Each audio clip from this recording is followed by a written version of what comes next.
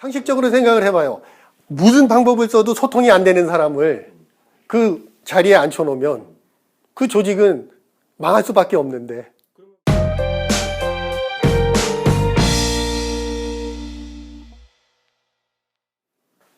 안녕하십니까. CEO 유레카 시간입니다. 오늘은 좀 흥미로운 주제를 선정해 봤습니다. 요즘 우리나라 어느 곳을 가나 항상 나오는 말이 있죠. 소통하고 관련된 내용입니다.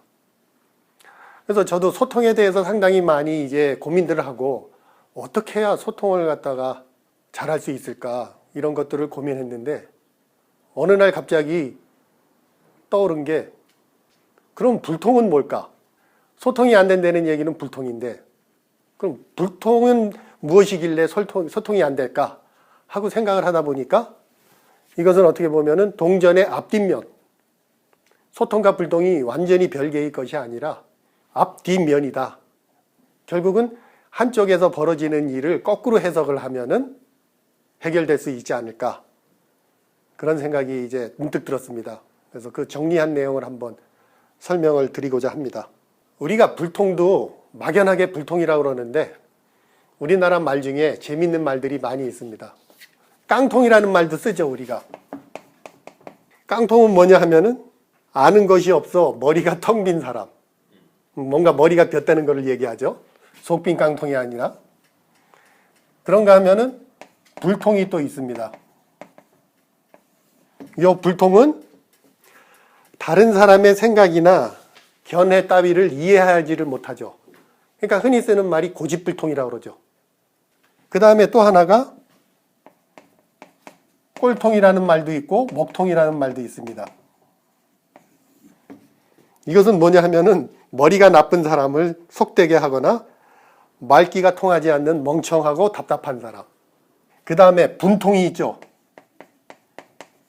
이거는 알아주지를 못하니까는 억울하다 하는 거가 되고, 그 다음 하나 더 있는 게 우라통 터진다 그러죠. 이거는 분하고 억울한 게 쌓이고 쌓여서 언제 터질지 모르는 그런 상황이죠.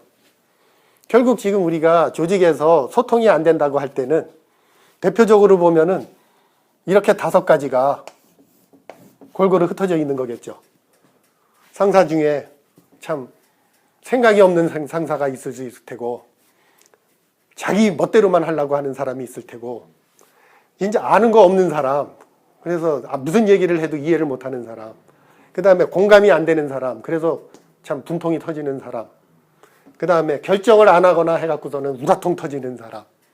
결국은 이렇게 돌아가는 것 때문에 조직이, 우리 회사는 소통이 안 돼 하고서는 사람들이 평가를 하는 거죠.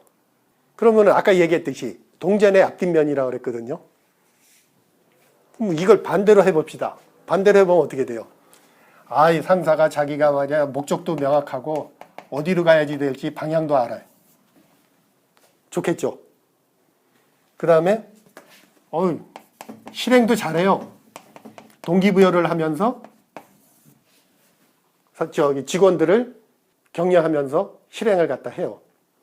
그 다음에 전문성도 있어요. 반대되는 현상 나오죠. 그 다음에 공감할 줄도 알아요. 그 다음에 결단, 빨리 결정을 해서 마무리를 해요. 그러면 이렇게 5가지가 있을 때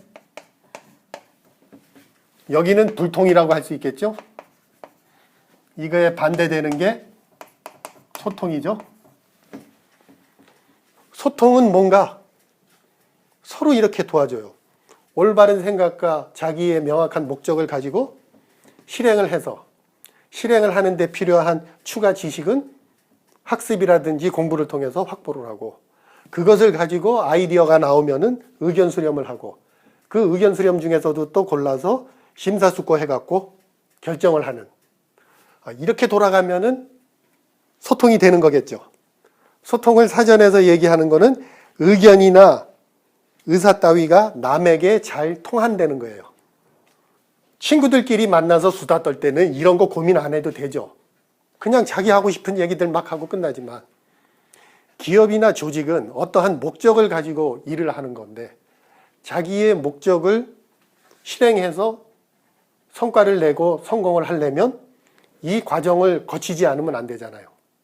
이렇게 불통인 조직이면은 이런 방향으로 전환을 할 수 있도록 하는데 여기서 하나 이제 우리가 고민해야 되는 게 이런 거 몽땅 없었으면 좋겠죠.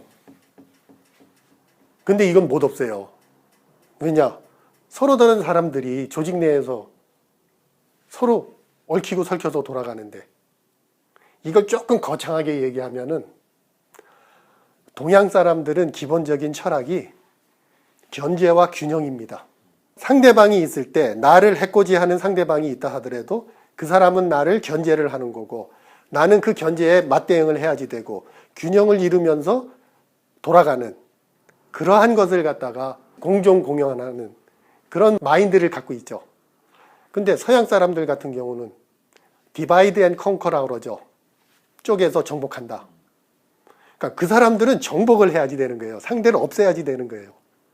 이게 저도 몰랐는데 생각하면 생각할수록 서양의 방식이 이게 이제 한계에 오는 거 아닌가. 그렇다고 하면 요즘 우리가 퓨전도 얘기하듯이 동서양이 합쳐져야지 된다고 했을 때 서양 방식의 상대방을 제압하고 제거하고 하는 거는 그것도 역시 못 없애죠.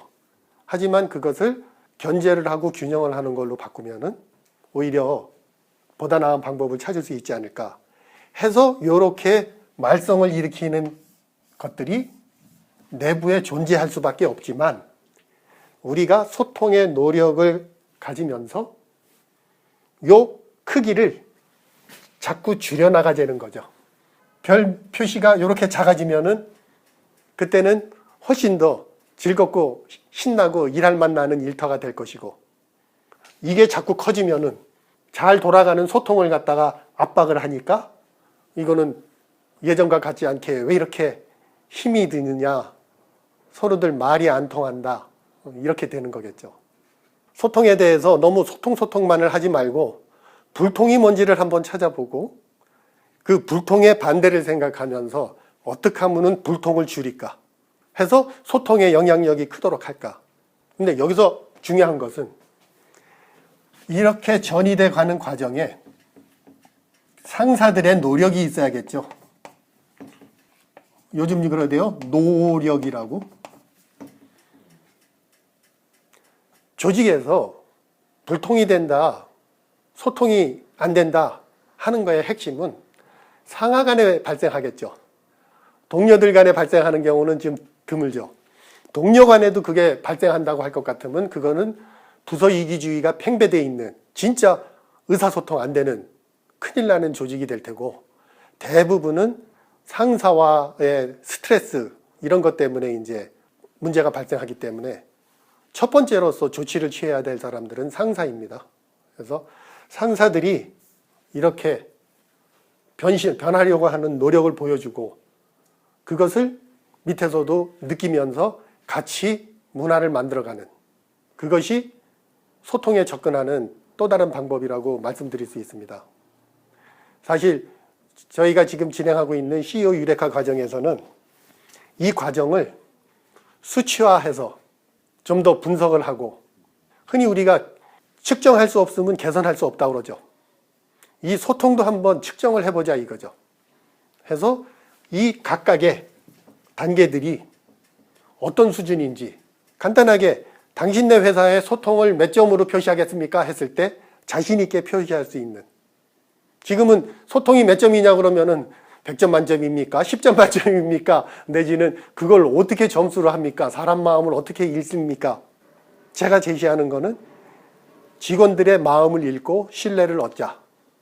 직원들의 마음을 읽는다는 것은 결국은 측정을 해야 되는 건데 자루다가 제품의 치수를 측정하는 그런 식의 측정보다는 간접적인 방법을 통해서라도 측정을 하고 그 측정한 것을 꾸준히 모니터링하면서 개선되는지 아니면 거꾸로 가는지 파악한 다음에 그것을 개선시키려면은 우리가 어떤 조치를 취해야지 되는지 이러한 관리 거꾸로 얘기하면은 제품을 만들거나 할 때 개선을 하는 노력하고 같은 겁니다. 결국은 우리가 현상을 정확히 파악하고 문제가 뭔지를 찾아내고 그것이 개선되는지를 확인하고 완료된 것은 유지되도록 하고 부족한 것은 새로운 액션을 취해서 고치는 거고, 이러한 과정을 소통에도 충분히 반영을 할 수 있다 이거죠. 첫 번째 할 것은 소통하면서 이벤트성으로 하는 것보다는 진짜 소통에 대해서 우리가 이러한 체계적인 접근을 한 번 더 해보고 거기에 상응하는 불통도 한번 고민을 해보면서 앞뒤를 뒤집어보는 역발상을 통해서 소통에 대한 새로운 방법을 찾아내고 그것을 눈으로 볼 수 있도록 수치화해서 관리하는 그런 방법을 병행하게 되면 소통도 이제 더 이상 손에 잡히지 않는 무형의 개념이 아닌 어느 정도 손에 잡을 수 있는, 눈으로 확인할 수 있는 그러한 개념이 될 수 있습니다. 간단한데 뭘 걱정을 해요. 그런 상사는 잘라버리면 되지. 상식적으로 생각을 해봐요. 무슨 방법을 써도 소통이 안 되는 사람을 그 자리에 앉혀놓으면 그 조직은 망할 수밖에 없는데. 그러면 만약에 구성원 대부분이 그런 우라통, 깡통, 부통이면 그러면 이제 위에 사람 바꿔야지. 아까 얘기했잖아요. 어디까지나 상하 간에 이뤄지는 게 대부분인데 구성원 전체가 그렇다는 얘기는 그 위에 사람이 그렇다는 얘기잖아요. 아니 구성원들도.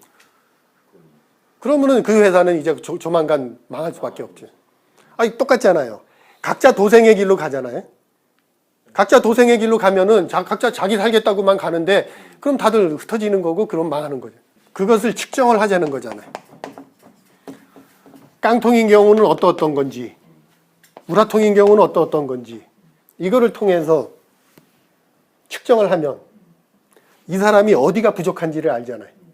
그럼 그 부족한 부분을 보완을 하려면 교육을 시켜야지 된다든지 아니면은 평가 방법을 바꿔야 된다든지 이런 것들이 이제 액션으로 나오겠죠. 내 수준을 알아야죠. 내 수준을 알아야 개선을 할지 현상 유지를 할지 포기할지. 결국은 수준이 나오고 나서 목표가 있으면 이거하고의 갭이 나오고 이 갭을 극복하기 위해서 어떠한 개선 과제를 할 것인지 추가 조치를 취할 것인지 그 다음에 이게 다시금 피드백이 되고 이 보는 거 이거가 이제 관리 사이클로 들어가려는 거예요.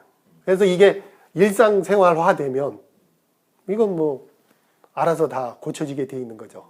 근데 여지껏 우리가 어떤 회사나 조직마다 소통이 안 된다고 가장 원시적인 건 그거죠. 야 나가서 술 먹으면 돼 하고서는 그냥 회식한다고 끌고 나가서 코가 삐뚤어지도록 먹고 그 다음날은 싹 잊어버리죠. 내지는 소통한다고 해서 컨설팅까지 하고 하는데 보면은 이런 것들 중에 한두 개만 하죠. 그리고 이벤트성 액션들만 취하잖아요. 아까처럼 사람들마다 이러한 문제가 있으면 그거 보완하는 걸 갖다가 관리를 해줘야 되는데 그냥 뭐 우리 요즘 언어가 안 통하니까 전자 게시판 만듭시다. 익명으로 올리게 합시다. 그러니까 이제 무책임한 글들 막 올라오고 나중에는 폐쇄시키고 안 하니만 못하고 본질적이고 근본적인 접근보다는 이벤트성 이런 것들이 많아졌고 소통이 안 되는 것 중에 상당수는 요즘에 IT 기술이 발달하면서 대면 보고라든지 면담 같은 게 없어졌죠. 그러고서는 얼굴도 안 보고 카톡이나 이런 걸로 하려고 그러는데 오히려 이게 불통을 더 만들어내는 거죠. 그런 근본적인 것을 치유할 생각보다는 그때 이벤트성으로 소통을 해결하려고 접근했기 때문에 안 된다. 그래서 요것을 체인으로 다 얘기하는 거죠. 소통 체인. 이 중에 하나라도 끊어지면 소통 안 되죠. 두 개 끊어지면 더 큰일 나죠. 체인이 끊어졌을 때 이렇게 되는 겁니다. 좀 더 사례가 쌓이면은 다음번에는 어떤 식으로 해서 이게 소통이 진짜 눈으로 볼 수 있고 관리할 수 있는지를 시간이 되면은 설명을 해드리겠습니다. 오늘 여기까지입니다.